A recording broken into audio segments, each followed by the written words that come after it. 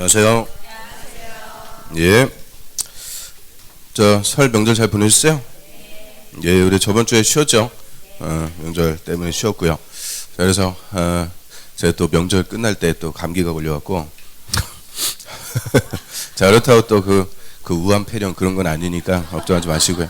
우리 꼬맹이한테 또 목감기 딱 옮아가지고 아주 그냥 잠을 설쳐요. 막 요새 감기가 또 심한 것 같아요. 하여튼 폐렴도 그렇고 건강들 하시죠? 건강 관리 잘 하시면서 공부하시고요. 자, 오늘 이제 4주차 수업인데 우리 설 명절 연휴도 다 끝났으니까 이제 열심히 공부에 매진할 때가 됐습니다. 우리 여름 휴가 때까지는 이제 쉬는 날도 없어요. 쉬는 날도 없고 열심히 공부하셔야 돼요. 실력 향상에. 네, 지금 열심히 매진하셔야죠. 그래서 오늘 확인학습 문제 이거 매주 일주일 전 거 풀어도 좀 긴가민가한데 한 2주 만에 푸니까 엄청 힘드셨을 거예요. 자, 그래도 뭐 잘하잖아요. 하나씩 맞춰보겠습니다. 자, 1번에 국토부 장관은 도시지역에서 식생의 양호한 산재 개발을 제한할 필요가 있으면 이 개발제한구역의 지정을 도시군관리계획 결정할 수 있다. 자, 국토부 장관이 개발제한구역 지정하는 건 맞아요. 그런데 이 목적이 틀렸죠. 식생이 양호한 산재 개발을 제한. 자, 요거는 도시 자연공원구역의 목적입니다. 개발제한구역이 아니고 도시자연공원구역의 목적이 틀렸어요. 그러면 개발제한구역을 지정하는 목적은 크게 두 가지 있죠. 무복, 무질서한 확산 방지, 보안상 도시의 개발을 제한할 필요가 있다. 이때는 이제 개발제한구역 지정할 수 있으니까 무복 목적 이거 살짝 바꿔갖고 이거 다 기출지문이죠. 정리하고요.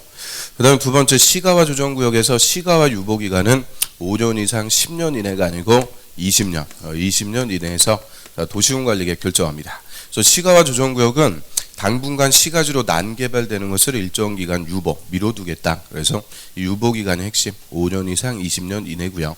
그다음에 3번에 지상이나 수상, 공중, 수중, 지하에 이 기반시설을 설치할 때는 종류, 명칭, 위치, 규모 이 구체적인 것을 미리 도시군 기본계획이 아니고 도시군 관리계획, 도시군 관리계획으로 결정. 그래서 도시군 계획 시설 사업으로 설치한다 그래요. 시설 사업. 그 다음에 4번에 자, 도시개발구역이 200만 초과할 때는 개발사업 시행하는 자가 공동구 설치해야 된다.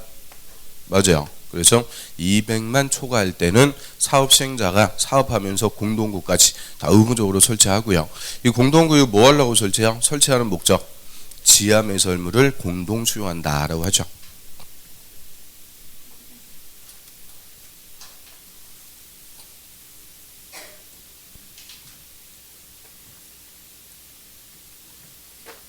그 다음 5번에 토지주택공사가 시설사업 시행자 지정받으려면 사업 대상인 토지 면적 3분의 2 이상 토지 소유자 동의받아야 된다.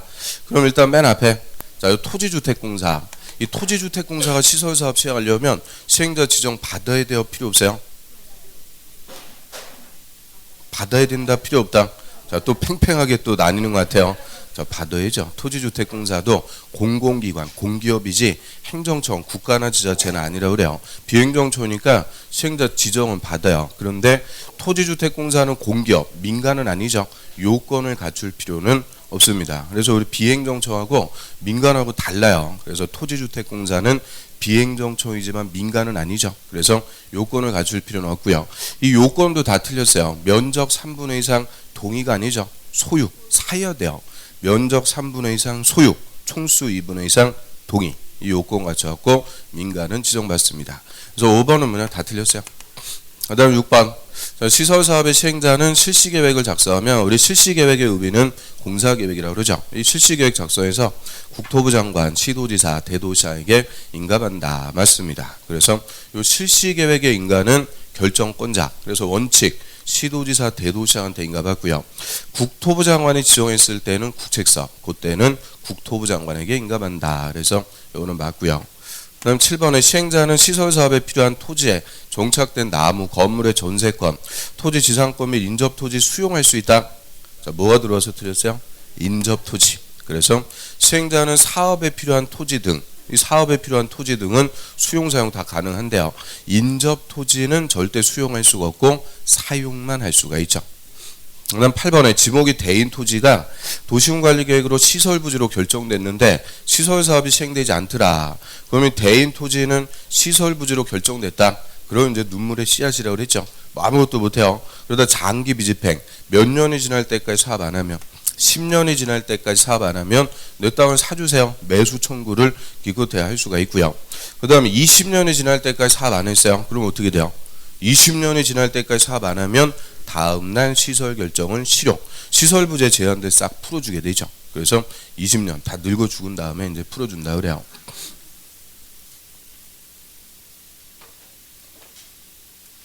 그 다음에 9번. 지구단위 계획은 도시군 계획 수립 대상지역. 우리 도시군 계획 수립 대상지역을 특광시군 관할구역이라고 하고요. 이런 특광시군 관할구역의 전부, 이게 틀렸죠. 항상 이 지구자 붙으면 의미는 일부입니다. 일부에다가 수립하는 도시군 관리 계획. 그 일부를 체계적으로 개발하기 위해서 수립한다라고 하고요. 그리고 지구단위 계획 파트에서는 국토부 장관, 시도지사 누구까지, 시장, 군수까지 다 결정권자가 된다. 뒷부분은 좋았는데 앞부분 전부 그게 딱 틀렸어요. 또 10번에 10만 제곱미터 개발구역에서 사업이 끝나고 10년이 지난 지역은 지구단위 계획구역 지정해야 된다. 자, 이거는 의무적 지정 대상 물어봤네요. 그러면 도시개발구역에서 사업이 끝나고 10년이 지났을 때 의무적으로 지정한다? 틀렸죠. 우리 10년이 지났을 때 의무적으로 지정하는 것은 두 개만. 정비구역하고 택지개발지구. 그래서 앞글 졌다 갖고 정택이. 정택이는 얼굴도 몰라도 몇 년 된 친구, 10년 된 친구다. 그래서 정비구역과 택지개발지구만 10년이 지났을 때 의무적으로 정하고요.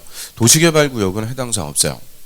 그 다음 11번에 지구단위 계획구역 지정고시일부터 5년 내가 아니죠. 5년이 아니고 3년 내 지구단위 계획이 결정고시 되지 않으면 그 3년이 되는 날에 다음 날 지구단위 계획구역은 실효입니다. 즉 지구단위 계획구역 정했으면 몇 년 내 지구단위 계획 수립해라? 3년. 그리고 주민이 입안을 제한해서 지구단위 계획 결정했어요. 결정한 날부터 5년 내 사업에 착수 안 하면 다음 날로 지구단위 계획이 실효가 됩니다. 그래서 이 지구단위 계획 파트에서만 실효 사유가 두 개가 있어요. 3년짜리하고 5년짜리. 뭐가 더 중요하다고 그랬어요? 3년짜리. 이게 더 중요하다 그랬으니까 이거 확실하게 구분하고요. 자, 그래서 우리 저번 주에 했던 내용들 다시 한번 복습해 봤는데 또 급 얼굴 보니까 피곤해지죠. 억지로 기억을 떠올려 갖고 한번 봤고요. 자, 오늘은 이제 110페이지 보겠습니다. 110페이지.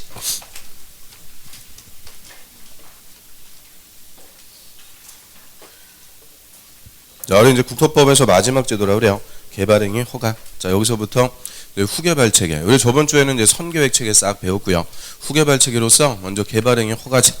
자, 그러면 이 제목대로 우리 국민들이 일정한 토지에 개발행위를 하려면 미리 행정청에 허가를 받도록 합니다. 그래서 실질적으로 국토가 난개발되는 것을 방지하자. 그래서 일정한 개발행위는 허가부터 받고 하래요. 그러면 개발행위 허가제니까 주인공은 허가권자입니다. 그래서 허가권자는 특별시장, 광역시장, 시장 또는 군수. 그래서 특광시장, 군수. 자, 여자들이 허가권자가 되고요. 이하에서 우리 개발행위 허가 파트에서는 항상 주인공이 누구냐? 특광시장, 군수. 이 사람들이 항상 권한자가 되죠. 그래서 이 특광시장수에게 허가부터 받는데 다만 난개발의 우려 없이 계획적으로 국토를 개발하는 체계. 그거를 도시군 계획사업. 도시군 계획사업은 이름대로 계획적으로 국토를 개발한다고 그래요. 이때는 일체 허가 안 받습니다. 그럼 도시군 계획사업 뭐 있어요? 세 가지. 시설사업과 개발사업과 정비사업. 이거 아주 매주 하죠. 매주. 이놈의 도시군 계획사업. 시설사업, 개발사업, 정비사업. 이제 누구면 알아야 된다고 그랬어요? 사람이면은 좀 알아야 된다고 그랬죠. 그래서 자, 이런 도시군 계획사업은 계획적 개발. 일체 난개발의 우려가 없어요. 허가 안 받고요. 그래서 우리 국토를 개발하는 체계는 두 가지입니다. 도시군 계획사업 아닐 때 허가받아갖고 개발할 수가 있죠. 그러면 개발행위 허가 대상 6가지가 있고요. 이 6가지가 역시 별표 3개짜리입니다. 우리가 공법을 공부했다 그러면 무조건 알아야 되는 가장 기본 중에 기본이라고 그래요. 요 개발행위 허가 대상 요거는 우리 도시개발법에서도 똑같이 나와요. 또 정비법에서 똑같이 나오고 계속 반복적으로 써먹어야 되니까 일단 6개 개념부터 확실하게 잡아야죠. 자, 1번에 건물 건축하려면 개발행위 허가부터 받으래요. 그럼 건물 건축하는 게 난개발인지 아닌지 미리 허가부터 받아라 그죠? 자, 우리 건물 건축하는데 주변에 기반시설 하나도 없어요. 도로, 상하수도, 전기, 가스 뭐 아무것도 없는데 아파트부터 디립다 지어놨다. 주민들 입주해도 생활 안 된다 그랬죠. 그래서 이 건물 건축하는데 주위에 기반시설이 충분한지, 건물이 환경 오염 우려가 없는지, 이런 건물 건축이 난개발인지 허가부터 받도록 하고요. 그 다음에 이번에 공작물 설치한다 그래요. 공작물은 사람이 인공적으로 제작한 시설물. 그래서 사람이 만든 것은 다 뭐라고 그러는 거냐? 공작물. 건물도 사람이 짓는 거니까 다 공작물의 하나인데 건물은 따로 취급하고요. 그러면 건물 이외에 공작물 큰 거 뭐 있겠어요? 우리 공작물 설치가 난개발이 될 수 있다. 산 중턱 같은 데 보면 큰 통신용 철탑 같은 거 있죠. 그런 것들, 또는 광고판이라든지 비닐하우스라든지 옹벽, 이런 것들 다 공작물이라고 그래요. 그래서 공작물 설치할 때도 난개발인지 아닌지 허가부터 받고 해라. 또 세 번째, 토지의 형질 변경한다라고 하는데, 자, 여기서 이제 논점들이 좀 있죠. 이 형질 변경하면은 크게 두 가지입니다. 형상을 변경하는 것과 성질을 변경하는 것. 저희 형상 변경할 때 형, 성질 변경할 때 질 따고 형질 변경 이렇게 얘기하고요. 자, 일단 절토, 성토, 정지, 포장. 자, 이런 행위들을 형상 변경한다 이렇게 얘기하죠. 형상이라는 말은 모양을 바꾼다 그 얘기입니다. 그래서 토지의 모양을 바꿔주는 건데요. 자, 절토하고 성토, 끊을 절자, 이룰 성자 써갖고 절토, 성토 이러면 들어봤어요? 자, 절토가 뭐예요? 땅을 깎아낸다 그러죠. 또 성토는 이룰 성자 써갖고 땅을 만든다. 그래서 이게 이제 우리 건물 짓기 위한 대지 조성할 때 가장 기본 개념이 되죠. 자, 이렇게 경사가 져 있는 땅이 있다. 그러면 경사지 그대로 건물 지을 수도 있는데, 자, 이러면은 건물을 합리적으로 요하기가 좀 그래요. 그래서 이 경사지를 평지로 바꿉니다. 자, 여기 이제 지표면이다라고 한다면, 자, 위에 올라온 부분 포크레인 가지고 흙 싹 파내가지고 이거 싹 잘라버리는 거죠. 그래서 요 산 중턱을 잘라냈다. 그래서 요거를 절토한다. 이렇게 얘기하고요. 끊을 절자 써갖고 절토. 그 다음에 절토하면서 파낸 흙을 여기다 갖다 쏟아부었고 메꿔갖고 요거는 이제 땅을 만들게 되죠. 만드는 것을 성토. 그래서 절토나 성토를 통해서 경사지를 평지로 바꾸게 돼요. 그리고 이 집안을 보니까 집안이 울퉁불퉁해요. 울퉁불퉁. 그래서 큰 롤러 가지고 왔다 갔다 하면서 이 집안을 평평하게 이렇게 다지게 되죠. 이렇게 평평하게 다진다. 자, 이거를 정지공사한다. 이렇게 얘기하죠. 그래서 우리 정지공사 이거 어디서 주로 볼 수 있을까요? 도로 같은 거 내기 전에 보면 그 큰 롤러 갖고 왔다 갔다 하면서 이렇게 평평하게 다지는 거. 그거를 좀 유식하게 정지. 그리고 여기다 아스팔트 포장 같은 거 하면은 원래 그 토지의 모양이 다 바뀐다 그래요. 그래서 형상 변경 이렇게 얘기하고요. 그 다음에 성질 변경하는 것을 공유수면 매립한다 이렇게 얘기하죠. 여기서 공유수면은 바다를 얘기합니다. 그래서 바다를 메꿔갖고 새 땅을 만든다 그래요. 그럼 바다가 있고 육지 쪽으로 쏙 들어온 부분이 있어요. 자, 요 입구에다가 방파제 딱 설치해갖고 막아버리고 이 바닷물 싹 퍼내갖고 메꿔갖고 새 땅을 만들었습니다. 자, 이거를 예전에는 간척지라고 했는데 요새는 이제 매립지라고 그래요. 매립. 바다를 메꿔갖고 새 땅을 만들었다. 그럼 우리 바다 밑에 땅 있어요, 없어요? 바다 밑에 땅 있죠. 안 보인다고 또 없다고 그러면 안 되고요. 하여튼 바다 밑에 있는 땅은 우리 인간이 이용할 수 있는 성질이 아닌데 요거를 매립해갖고 농지로 바꿨어요. 농사 지을 수 있죠. 택지로 바꾸면 건물 지을 수 있고 인간이 이용할 수 있는 성질로 바꾼다. 그래서 이 공유수면 매립 요거를 성질 변경 이렇게 얘기하죠. 그래서 형질 변경, 자, 이렇게 물어볼 수도 있는데 풀어가지고 물어봐요. 풀어갖고 예를 들어서 공유수면 매립 행위는 허가 받아야 된다. 맞죠? 공유수면 매립 이게 다 무슨 행위냐? 형질 변경. 그래서 형질 변경 이 풀어갖고 의미까지도 다 정리를 해두셔야 되고요. 그다음 네 번째 토속 채취한다 그래요. 흙, 돌, 자갈, 바위, 모래 이런 토속 채취할 때도 다 허가 받습니다. 그럼 이게 찔끔찔끔 채취하는 게 아니죠. 우리 건물 짓는 공사 현장에 쓰기 위해서 산 하나를 깎아내는 거예요. 그럼 무분별한 토속 채취, 멀쩡하게 있던 앞산이 막 없어지고 그래요. 또 우리 건물 짓는 공사 현장에 쓰기 위한 모래 이런 거 어디서 갖고 올까요? 모래 바닷가? 그 바닷가 모래 쓰면은 염분 때문에 다 부식되어갖고 건물 무너져요. 아주 위험한 짓이요. 그래서 우리 이제 건물 지을 때 모래는 다 어디서 갖고 오는 거냐? 강바닥. 강바닥 싹 긁어가지고 토사 채취한다 그래요. 그런데 우리 강바닥을 또 너무 심하게 긁어. 등이 너무 근질러갖고 집사람한테 등 좀 긁어줘라 그러니까 손톱을 쫙 세워갖고 쫙쫙 긁어대는 것처럼 수중 생태계 다 파괴한다는 거예요. 그래서 이런 토속 채취 이것도 난개발의 주범 다 허가 받아갖고 할 수가 있고요. 그 다음 다섯 번째는 토지 분할한다 그래요. 토지 분할. 그럼 토지를 분할하는데 일단 우리 이 토지라고 할 때는 건물이 없는 땅을 얘기합니다. 건물이 없는 땅을 토지. 자, 이거는 국토법 적용하고요. 건물이 있는 땅은 대지라고 불려요. 대지. 그거는 건축법. 그래서 우리 분법은 딱 이분법이 되죠. 건물이 없으면 토지, 국토법. 건물이 있으면 대지, 건축법. 딱 두 가지로 나눠지고요. 이 토지를 분할한다, 나눈다라고 하는데, 자, 이 토지 분할은 무조건 허가받는 게 아니고 세 가지 경우에 허가받습니다. 첫 번째, 용도지역이 녹지적, 관리적, 농림지역과 자연환경 보전지역일 때. 그래서 악을 졌다면은 녹관, 농작. 그래서 이 녹지나 비도시, 자, 이 지역들은 다 개발할 곳이 아니고 보전 목적의 용도지역이라고 하죠. 이 보전 목적의 용도지역에서는 토지 분할부터 다 허가부터 받고 하래요. 이유는, 자, 우리 넓은 땅을 분할하는 게 개발의 시작이 됩니다. 그래서 저 시골 같은데 넓은 땅, 산이 있어요. 산 1번지. 자, 이 산 하나가 한 필지요. 그래서 뭐 5,000평 이렇게 된다.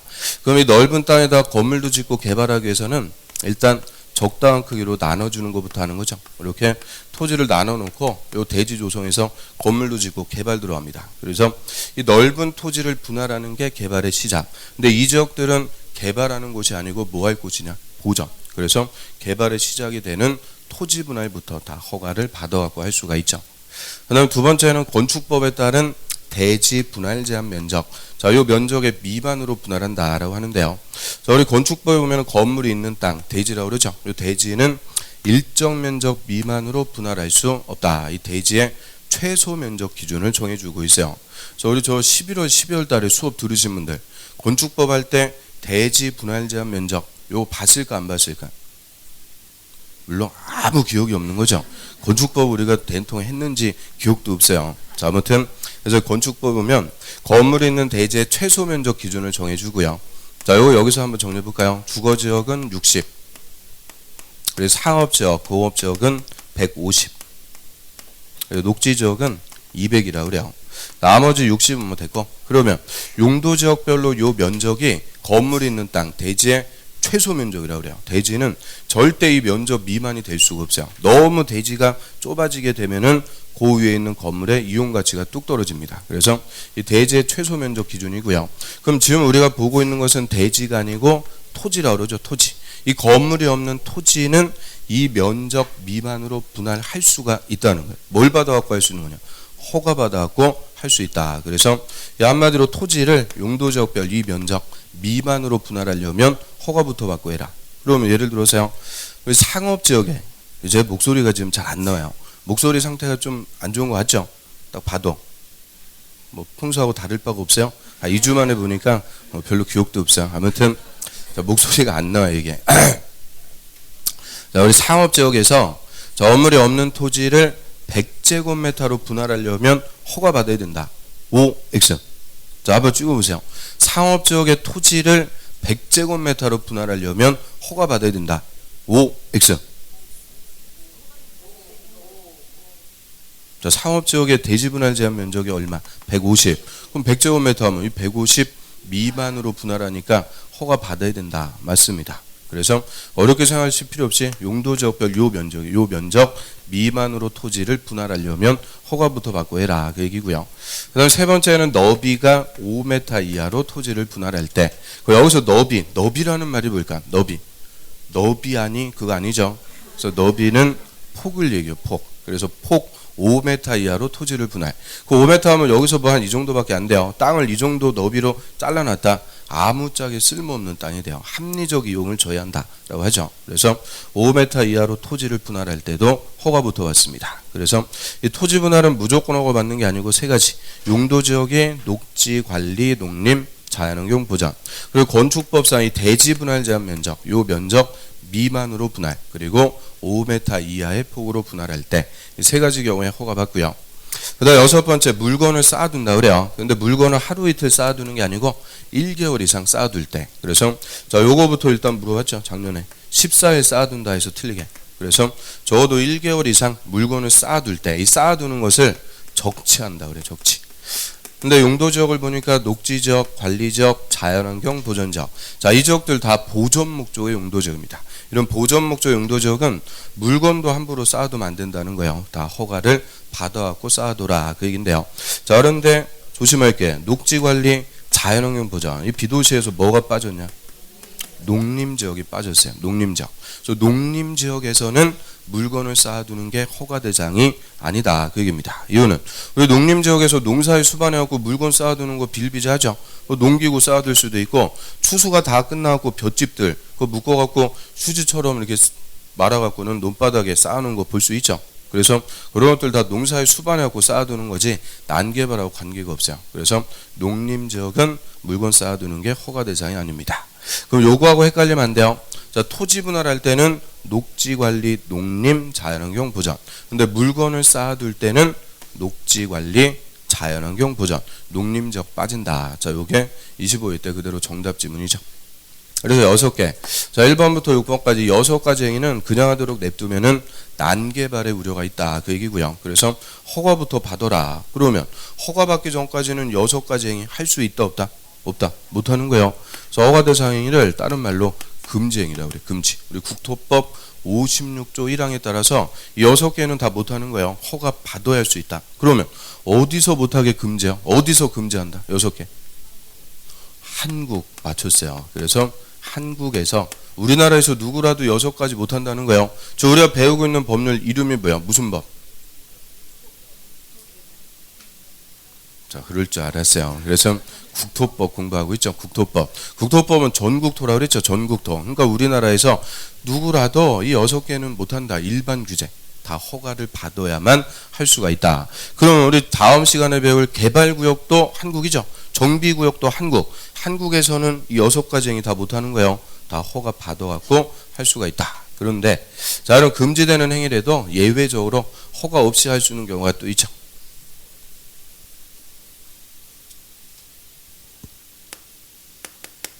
자, 예외적 허용행위다라고 해서요. 자, 허가 안 받고 할 수 있는 행위. 첫 번째, 재해복구나 재난수비에서 응급조치할 때. 자, 응급조치는 이름대로 긴급함을 요구하는 거니까 허가받고 그럴 필요가 없다. 그래서 태풍하고 홍수나고 다리가 떠내려왔어요. 다리 복구하는 거. 또는 산불 나고 이재명 발생해서 뭐 임시 숙소 같은 거 설치해 주는 거. 이런 응급조치들은 긴급한 거니까 허가받고 그럴 겨를이 없어요. 대신 했으면은 사후 1개월 내 허가권자에게 신고는 따로 해줘야 되죠. 그래서 응급조치는 긴급하니까 허가는 필요 없다. 대신 1개월 내 신고는 해줘라. 그 다음에 난개발의 우려가 없는 경미행위를 할 때 이 경미한 것들도 다 허가 없이 할 수가 있고요. 이 경미행위들 뭐 예를 들어 갖고 자, 여기 뭐예요? 이거는 또 안 보고 왔어요? 자, 이 화분이죠. 우리 집에 화분 있는데 이 화분에다 쓸 흙 요거 이제 뒷산에 약수터 갖고 화분에 쓸 흙을 비닐봉투에 좀 퍼왔어요. 그럼 화분에 쓸 흙을 퍼왔다. 저 4번 토속 채취 아니요? 토속 채취다 아니다? 토속 채취예요. 토속 채취. 흙을 퍼왔다니까요. 그러니까 토속 채취인데 요 화분에 쓸 흙을 좀 퍼왔다고 뒷산에 막 난개발됐다 이렇게 얘기하는 거 아니죠? 이게 무슨 행위냐? 경미한 거. 경미한 행위이기 때문에 허가받을 필요는 없다. 그래서 논리를 딱 잡아야 돼요. 토속 채취가 아니다가 아니고 토속 채취인데 뭐니까 경미한 거니까 허가받을 필요는 없다. 그래서 논리를 딱 잡아야죠. 그러면 제가 몇 월 며칠 몇 시에 흙 몇 그램을 퍼왔습니다. 신고해야 돼요? 신고도 다 필요가 없습니다. 그래서 이 경미한 것들은 허가 신고 필요 없이 자유롭게 할 수 있고요. 그래서 우리가 이 6가지 행위를 여태까지 살아오면서 했어도 다 뭐에 해당한 거냐? 경미한 거. 그래서 허가받고 그럴 필요가 없었던 거예요. 그리고 경미한 행위들이 이제 쭉 나오는데 그 범주를 보면은 일단 농사 짓는 거. 이 농사 짓는 것은 다 경미한 걸로 봐서 허가 없이 할 수가 있죠. 이 농사 짓기에서 비닐하우스 설치할 때, 농사 짓기에서 형질 변경. 우리 뭐 객토하고 개간한다고 그러죠. 비옥한 토지로 만들기 위해서 형질 변경. 이 농사 짓는 거 다 필요 없어요. 허가 안 받고 하고요. 그다음 농림 지역에 물건 쌓아두는 거. 그런 것들도 다 농사의 수반 허가 없이 할 수가 있다. 그래서 이 농사 짓는 거. 그리고 앞에 이제 공짜 들어가는 것들이 있어요. 공익, 공공, 공용의 목적으로 이 개발 행위를 할 때, 그래서 이거는 이제 공식처럼 그냥 앞대가리에 공짜 들어가는 것들이다. 정리해 두시면 돼요. 앞에 공짜 붙는 것들도 다 경미한 걸로 봐서 허가 없이 할 수가 있도록 합니다. 그래서 크게 이 6가지 행위라도 이 2가지 범죄에 해당하면 허가 없이 할 수가 있고요. 또 종래 제일 잘 물어본 논점은 이거죠. 허가 받는지 안 받는지 그거 가지고 잘 기본적으로 잘 물어봐요. 교재 한번 보겠습니다. 자, 110페이지 한번 볼까요? 개발행위 허가대상, 그 허가대상 원칙, 거기다가는 별표 3개 이렇게 딱 쳐두시고요. 자, 다음에 해당하는 행위를 하려는 자는 특광시장 군수에 허가받아야 된다. 딱 끊습니다. 일단 개발행위 허가권자가 누가 된다? 특광시장 군수입니다. 자, 근데 다만 도시군계획사업, 밑줄 도시군계획사업은 그러하지 않다. 그래서 이 도시군계획사업으로 개발할 때는 일체 허가 안 받습니다. 저 박스에 보시면 허가 대상 1번 건물의 건축, 또 2번에 공작물을 설치하는데요. 그 공작물이란 인공을 가해서 제작한 시설물, 다 사람이 만든 것을 공작물이라고 그래요. 그래서 공작물의 설치 이렇게 물어보면 또 맞추시는데 인공을 가해서 제작한 시설물의 설치 또 이렇게 풀어놓으면 또 틀려요. 그럼 안 되겠죠. 그래서 그게 공작물. 그다음에 3번에 형질 변경. 자, 절토, 성토, 정지, 포장. 자, 이런 것들을 형상 변경한다라고 하고요. 그다음 공유 수면 매립 있죠. 그거는 성질 변경. 합쳐갖고 형질 변경. 땅에다 손대는 거죠. 근데 가로에 보시면은 경작을 위한 경우는 끝에 제외한다. 경작이 다른 말로 농사는 허가 안 받는다. 또 동그라미 4번. 토속 채취, 흙, 모래, 자갈, 바위 등등 토속을 채취하는 행위. 거기서 딱 끊으세요. 토속 채취도 다 허가 받아갖고 할 수가 있고요. 또 5번에 토지 분할하는데 다음에 나오는 토지 분할 가로 열고 건물이 있는 대지는 제외. 거기다 있죠. 건물이 있는 땅은 대지. 그거는 건축법 적용하니까 그거는 제외하고요. 건물이 없는 토지를 분할하는데 자, 이거는 세 가지요. 기억번 녹지관리, 농림, 자연환경 보전. 앞글자 떠갖고 녹관농자. 그리고 니은번에 건축법에 따른 분할 제한 면적 미만. 그 분할 제한 면적 미만.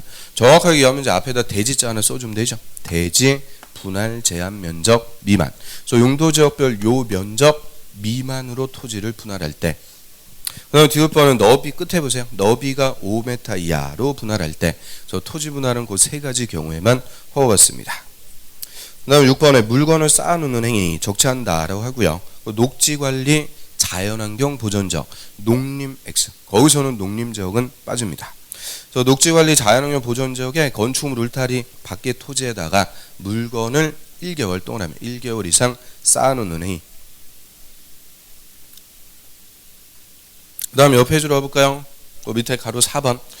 자, 예외죠. 다음 행위는 허가 없이 할 수 있다. 딱 끊고요. 다만 동그라미 1번에 응급조치를 했을 때는 1개월 동안 1개월 내 특광시장수 허가권자에게 신고는 해줘야 된다. 신고. 그래서 응급조치는 허가는 필요 없는데 신고는 해줘야 되죠. 그래서 동그라미 1번에 응급조치 있고요. 그 동그라미 2번은 필요 없어요. 동그라미 2번은 불필요 없어요. 지워버리면 되고요. 동그라미 3번 그 밖에 다음에 경미행위 이 난개발에 우려 없는 경미행위들. 그래서 우리 공법 이제 공부하다 보면은 이 경미한 것들이 곳곳에 나옵니다. 도시군관리계획 절차에서도 경미한 것들 생략할 수 있다. 그래서 경미한 것들이 막 한 바닥씩 나오니까 이 곳곳에 이 경미한 것들이 나요. 그래서 공법을 공부할 때는 누구하고 친해지면 안 된다 그랬어요? 경미하고 친해지면 안 된다 그랬죠? 이 경미하고 친해질수록 본질을 놓치는 거예요.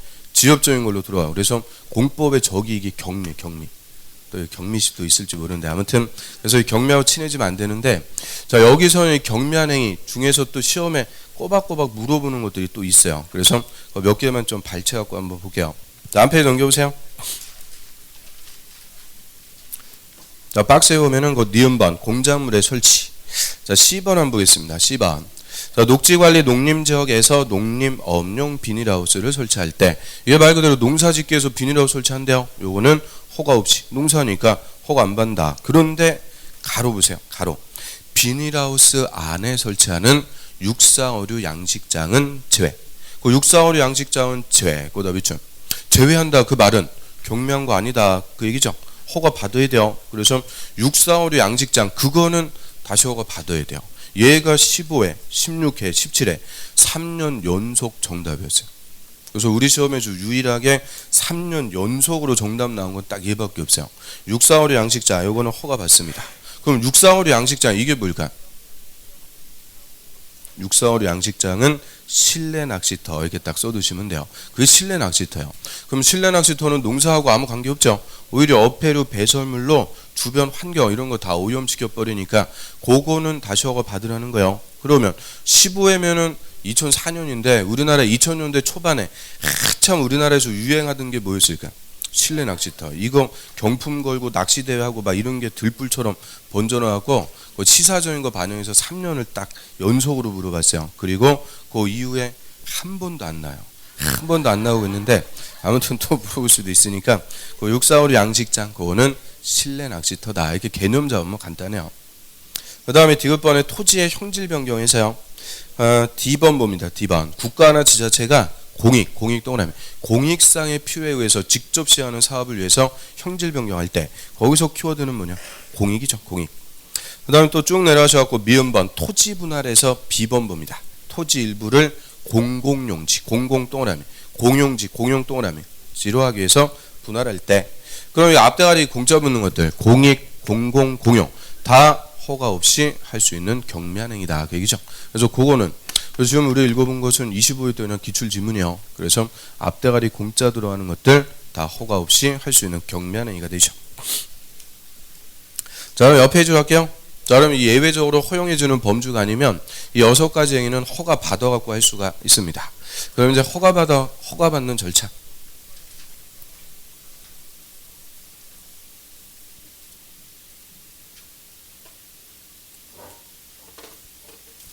저희 개발행위 허가 받으려면 이제 허가 신청부터 해요. 그리고 허가 신청할 때는 신청서를 작성해갖고 제출하고요. 이 신청서에는 제가 개발행위 하는데 난개발이 안 되게 이런 조치를 취하겠습니다. 계획서도 싹 다 첨부합니다. 그리고 계획서의 내용을 보니까 기반설의 설치, 위해 방지, 환경오염 방지, 경관이나 조경.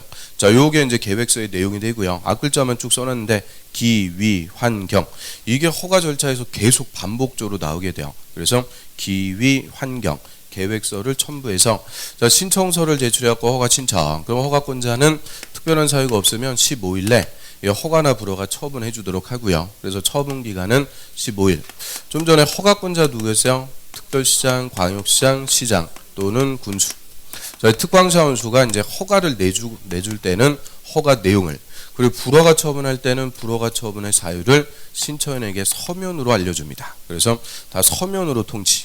그래서 이 불허가 처분할 때는 사유를 구두로 알려준다. 자, 여러분 틀리죠? 자, 구두라는 말이 뭐예요? 구두. 구두는 신발 이거 아니라고 그랬죠. 신발이 아니고 이제 몸도 안 움직여요. 하여튼 그래서 구두 신발이 아니고 말로 알려준다. 그래서 말로 알려주는 거 일체 없어요. 허가 신청할 때도 서면으로, 허가나 불허가 처분할 때도 서면으로. 다 우리 공법은 서면이라는 똑같은 방식과 절차에 따라서 하는 요식행위다 이렇게 얘기하고요. 요식. 그럼 요거와 구분해서요. 저 우리 민법에서 법률행위는 요식이래요, 불요식이래요? 불요식을 원칙으로 한다 이렇게 배웠죠. 아주 민법은 탄탄하게 잘 잡혀 있는 것 같아요. 그럼 왜 민법에서는 불요식이 원칙이요? 우리 항상 결론만 알고 있죠. 왜 물어보면 너무 약해요. 민사법의 대원칙 사적 자치 계약 자유라고 그러죠. 누구를 상대방으로 어떤 내용으로 어떤 방식으로 법률 관계를 형성해 나갈지 다 자유입니다. 그래서 민법에서는 이 법률행위 원칙적으로 요식이 아니고 불요식, 유언 같은 예외가 아니면 다 불요식이에요. 그런데 우리 공법은 사적 자치가 아니죠. 공익을 위한 규제라고 그래요. 이 국토의 난개발을 방지하기 위해서 누구라도 똑같은 방식과 절차에 따라서 허가받고 해라. 그래서 다 서면으로 하는 요식행위다라고 하고요. 그러면 허가권자가 허가나 불허가 처분하는데 지 맘대로 해요. 그걸 자의적으로 처분한다 그래요. 허가 신청한 사람 딱 불러가지고 얼굴 딱 보고 이쁘면 허가, 못생기면 불허가. 그 여러분들 다 뭐요? 자, 몸 상태도 안 좋은데 하여튼 그래서 허가받기 힘들어요. 오늘 또 2주 만에 보고 또 마음의 상처만 또 받네요. 아무튼 그래서 이 생긴 대로 허가나 불허가 처분하면 힘들어지니까 자 우리 국토법에서 허가 기준 딱 정해주고요. 요 기준에 맞으면 허가 내줍니다. 그럼 기준을 미리 정해놓고 우리한테 알려준다는 것은 국민의 예측 가능성 확보라 그래요. 요 기준에 맞게 허가 신청하면 허가 받을 수 있습니다. 다 알려주는 거죠. 그래서 요 허가 기준 5가지 이거는 허가 신청한 행위가 난개발인지 아닌지 심사한다 이렇게 생각하시면 되고요. 첫 번째 이 개발행위 허가 신청했는데 규모가 적합해야 돼요. 규모. 이 용도 지역의 특성에 따라서 개발할 곳이 있고 보존할 곳이 있습니다. 이런 용도 지역별로 개발행위 규모가 딱 정해져 있고요. 이 규모가 적합해라. 그래서 규모가 크게 3가지가 있어요. 5,000제곱미터 미만 그리고 10,000제곱미터 미만. 3만 제곱미터 미만 이렇게 용도 지역별로 개발할 수 있는 규모가 딱 정해져 있고요. 그럼 이 중에서 5천 미만 이게 개발행위 규모가 제일 작죠. 작다는 것은 그 지역은 개발이 아니고 보존할 것, 보존 목적의 용도죠. 그리고 도시 지역에서 절대 보전이 개발할 수 없는 지역이 보존 녹지라고 그래요. 보존 녹지는 녹지의 절대 보전, 개발할 수 없는 곳입니다. 그 다음 비도시 지역에서는 자연환경 보존 지역. 그래서 보존 녹지하고 자연환경 보존 지역은 이거는 개발 못하는 지역이에요. 그래서 개발할 수 있는 규모도 제일 작습니다. 5천 미만. 그거를 제곱미터로 써갖고 이게 넓어 보이는 것 같아도 얼마 안 돼요. 가로가 100m, 세로가 50m. 100 곱하기 50이 얼마예요? 그게 5천인 거예요. 또 산수 또 제일 어려운 거 물어봤어요. 100m에 50m 딱 총 개발할 수 있는 규모가 이 두 개 지역은 5천 미만밖에 안 된다. 거의 개발 못 한다는 거예요. 그래서 5천 미만. 그다음에 만 제곱미터 미만. 자, 요거는 좀 외워 주셔야 돼요. 주거 지역, 사업 지역, 그리고 자연 녹지, 생산 녹지. 그래서 악을 졌다 갖고 주, 상, 자, 생, 일만. 그래서 주상자생 일만 요거는 좀 외우셔야 돼요. 그래서 주상자생 일만 딱 요거 외워두고요. 그다음 5천 미만짜리 보존 성격이 제일 센 거 두 개. 보존 녹지하고 자연환경 보전. 그럼 나머지는 다 얼마가 되는 거냐? 3만. 공업 관리 농림지역 다 3만이니까 요 위에 두 개. 요것만 딱 정리하면 되죠. 특히 주상자생 일만 요것만 딱 외우면은 우리 재작년 29회 때 문제 그냥 한 문제 맞히는 거예요. 그래서 이거는 우리 시험 볼 때까지 한 수천 번은 반복을 해요. 자기도 모르게 그냥 다 외워질 그 귀에 못이 박혀. 주상자생 일만. 그다음 이제 두 번째, 이 개발행위가 도시군 관리 계획 내용에 적합해야 되고요. 성장 관리 방안이 수립이 돼 있으면 성장 관리 방안에도 다 적합해야 된다. 특히 앞부분, 이 도시군 관리 계획 내용에 실제 맞게 개발하는지 허가를 받아라 그 얘기인데. 우리 도시군 관리 계획 내용 저번 주까지 싹 배웠죠. 용, 기, 도, 지, 입 6가지에 다 맞아야 된다. 그럼 예를 들어 갖고 주거 지역에서 모텔 건축하겠습니다. 건물 건축에 대해서 허가 신청했어요. 허가 내줘요, 안 내죠? 안 내주죠. 이유는 주거 지역에서는 모텔 같은 숙박시설은 건축할 수 없다. 그게 용도 지역의 부적합. 용도 지역이 다 무슨 계획에 돼요? 도시군 관리 계획의 내용. 그래서 용, 기, 도, 지, 입 6가지가 다 맞아야 돼요. 그 다음에 세 번째, 이 도시군 계획 사업에 지장을 주면 안 돼요. 허가 신청하는 이가 사업에 지장을 주면 허가 안 내줍니다. 그럼 또 나왔네요. 도시군 계획 사업 3개. 시설 사업과 개발 사업과 정비 사업. 우리 저번 주에 시설 사업, 뭐 도로 내고 이런 거죠. 그럼 다 공익 사업이니까 이런 공익 사업인 도시군 계획 사업에 지장이 있으면 허가 안 내준다. 그러면 이 허가 신청하는 이가 도시군 계획 사업 하는데 지장이 있는지 없는지 허가권자 알아요, 몰라요? 모르죠. 허가권자가 무슨 만능도 아니고 다 알 수가 없죠. 그래서 허가권자는 허가 전에 누구의 의견을 물어보는 거냐? 시행자. 이 도시군 계획 사업 시행자 의견을 물어봐서 사업에 지장이 없다. 그러면 이제 허가를 내줄 수가 있고요. 그다음 네 번째, 개발행위 하면서 주변의 환경을 다 오염시키고 경치를 파괴하고 그러면 안 되겠죠. 환경. 그리고 시설, 기반설이 또 적합해야 돼요. 얘가 5번으로 와 있는데 제일 중요한 기준. 기반설 하나도 없는데 건물부터 때려 지어놨다. 그게 보다 난개발. 그래서 이 기반설이 적합. 그래서 이 5가지가 기준입니다. 그럼 1, 2, 3, 4, 5. 5개니까 이거 우리 시험에 물어봤을까요? 안 물어봤을까요? 그대로 물어봤죠. 24회 때 단독 기출. 그래서 다음 중 개발행위 허가의 기준이 아닌 것은 이 중에서 4개 주고 개발행위를 할 수 있는 자력을 갖출 것, 자력, 돈이 있어야 된다. 이런 것은 기준이 아닙니다. 아이템만 좋으면 돈 PF 같은 걸로 끌어올 수 있죠. 그래서 돈이 있어야 된다. 이런 건 필요 없어요. 그래서 5가지. 그럼 허가의 기준 5가지 키워드 잡으면 규모, 계획, 사업, 환경, 시설 이 5가지가 다 맞아야 난개발이 아니구나. 허가를 내주게 돼요. 그러면 자, A라는 자가 개발행위 하고 싶습니다. 허가 신청을 했어요. 허가권자는 A 얼굴 보는 거 아니죠. A가 허가 신청한 것이 이 5가지에 적합한지 하나씩 이제 심사를 하게 돼요. 그래서 1번 규모, 2번 계획, 사업, 환경 다 적합했어요. 그런데 이게 부적합합니다. A가 하려는 개발행위가 인구가 많이 집중이 되는데 주변에 보니까 도로, 뭐 상하수도, 기반시설 턱없이 부족해요. 그런 원칙, 기반시설이 부적합하니까 불허가 처분하는 거죠. 이때도 전화 걸어갖고 너 불허가다 그럼 또 쌍욕을 하고 덤빈다 그랬죠. 그러니까 불허가 처분할 때는 뭐 때문에 불허가 처분하는지 사유를 서면으로 알려주도록 합니다. 그런데 4개가 다 적합하고 하나가 부적합해갖고 불허가 처분한다. 그럼 안타깝겠어요? 그렇지 않겠어요? 좀 안타깝다 그래. 아무튼 안타까우니까 이때는 이제 허가권자 A 부르는 거예요. 일로 와보세요. 불러갖고 당신은 다 좋았는데 이게 부적합해갖고 원칙 불허가 처분해야 되지만 당신이 개발을 하면서 이 부적합한 기반서를 설치한다면 허가를 내줄 수도 있다. 물어보는 거예요. 여기에 대해서 A가 제가 그럼 개발하면서 기반설도 설치하겠습니다.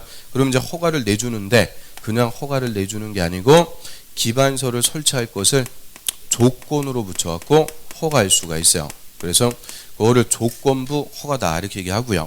그래서 조건부 허가 요거는 단순하게 물어봐요. 할 수 있다 없다? 있다. 얼마든지 조건부 허가라는 것도 가능하고요. 그러면 이 조건부 허가라는 것은 원칙은 무슨 처분이냐? 불허가 처분. 그런데 이 기준에 부적합한 것을 다시 기준에 맞게 보완할 것을 조건으로 붙여갖고 허가한다 그 얘기고요. 여기서 조건도 똑같아요. 기반설의 설치, 위해 방지, 환경 오염 방지, 경관이나 조경. 그래서 기위, 환경, 조건부로 허가할 수가 있고요. 그럼 조건부 허가 있는데 이게 또 사람이 어디 들어갈 때하고 나올 때하고 다르다 그래요. 여러분들하고 똑같아요.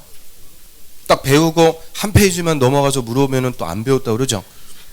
아무튼 그래서 이 사람이 이제 달라지니까 기반서를 설치하겠습니다. 그래서 조건부로 허가 내줬는데 개발행위만 하고 조건은 이행 안 할 수가 있어요. 그래서 믿을 수가 없으니까 이 조건의 이행을 보증하기 위해서 돈을 내라고 합니다. 그거를 이행 보증금이라고 하고요.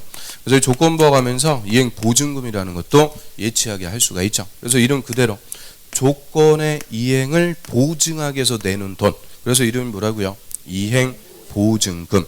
이행 보증금도 내라 할 수가 있는데 다만 이 조건부 허가를 해도 조건을 이행하지 않을 염려가 없는 자들. 그걸 우리가 공신력 있는 자라고 그래요.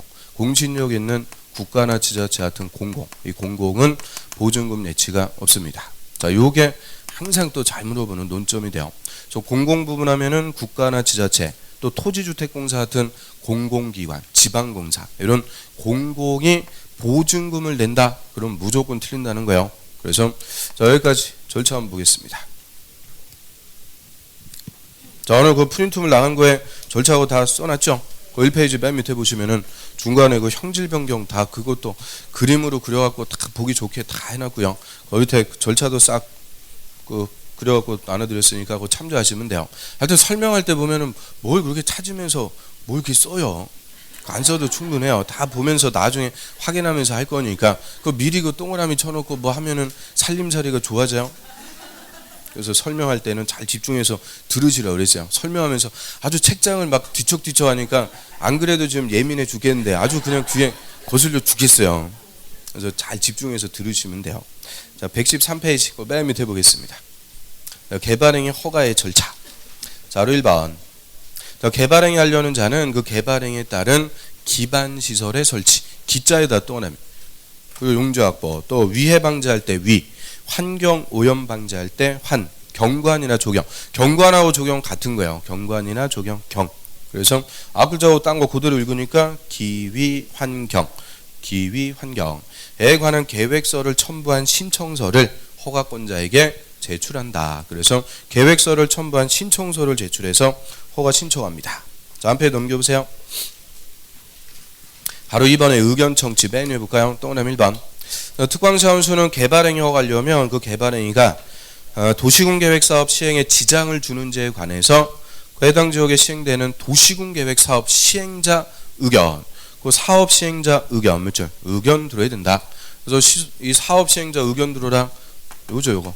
도시군계획사업에 지장이 있는지 없는지 시행자의 의견부터 싹 물어보도록 하고요. 그 다음에 옆 페이지로 합니다. 옆 페이지에 가로 4번. 처분, 동그라미 1번. 특광사원수는 개발행위허가 신청에 대해서 특별한 사유가 없으면 15일, 동그라미 15일 내 허가나 불허가 처분을 해줘야 된다. 그래서 일단 처분 기간은 며칠? 15일. 그 숫자만 또 딸랑 물어보니까 15일 내 허가나 불허가 처분하고요. 동그라미 2번. 허가권자 허가나 불허가 처분할 때는 세 번째 줄에 허가 내용이나 불허가 처분의 사유를 서면, 동그라미 서면으로 신청인에게 알려줍니다. 서면으로 하는 요식행위다라고 하고요.